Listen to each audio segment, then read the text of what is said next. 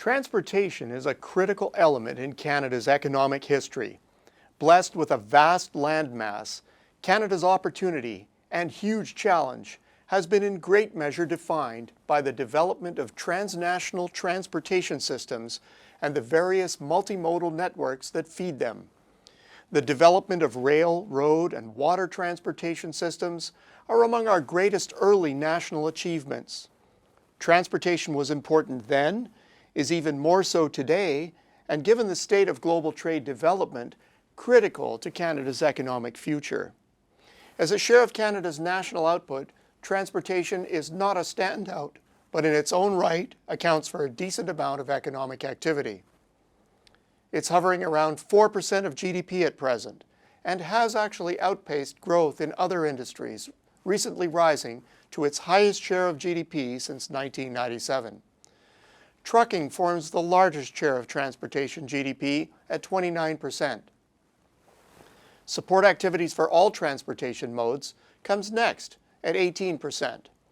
Then there's a cluster of categories at the 10% level, in their rank order from highest to lowest: air transport, transit and sightseeing, rail, pipeline, and postal courier services. Waterborne transportation picks up the rear at just 2%. Canada's transportation compares favorably with the rest of the world.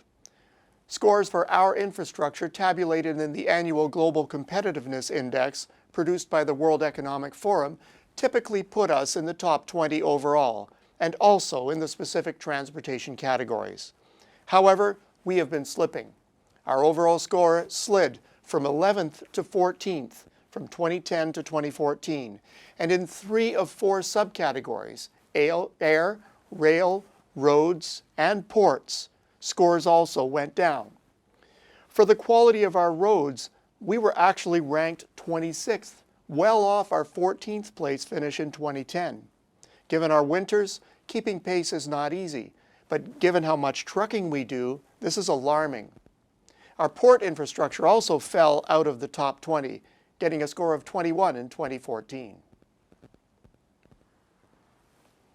Admittedly, trade growth hasn't been stellar worldwide since the Great Recession, and as such, the urgency for keeping up and enhancing trade infrastructure may not have been as intense as in prior years.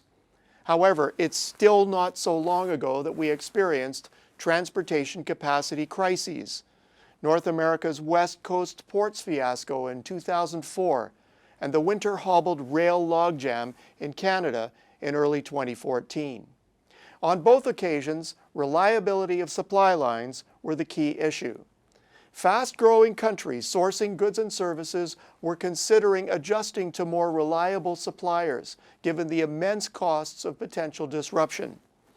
Couple that with the future demands of an increasingly wealthy emerging market arena, and any economy deemed to have insufficient transportation capacity is at risk of being bypassed, regardless of the available supply or quality of its products. Of note is the increasing sophistication of transportation networks. Increasingly, the most efficient networks are looking in detail at all aspects of international trade's transportation continuum, from sourcing inputs, producing goods and services, participating in supply chains, delivery, the calibration and digitization of these functions, and movement of the people involved in trade. Increasingly, these functions are being looked at as a whole. Filling transportation deficits can be a Herculean task for any government, but it's increasingly essential to get it right. Transportation is critical to national competitiveness and the participation in trade on a broad, diversified front. The burden doesn't just fall on national governments, though. Private investment funds, eager to diversify and boost returns, have long since looked to infrastructure plays as a great source of stable future income. P3 structures have sprung up everywhere, and with the increasing prominence of institutional investors in the post-recession financing market, there are at least ample sources of funding for transportation projects. The bottom line, the importance of transportation to Canada's economic development predates Confederation. Our location and geography dictate this. It's disquieting that we appear to be falling behind, but our transportation legacy and the still high position we enjoy suggests that we have what it takes to succeed on this front. Until next week, I'm Peter Hall.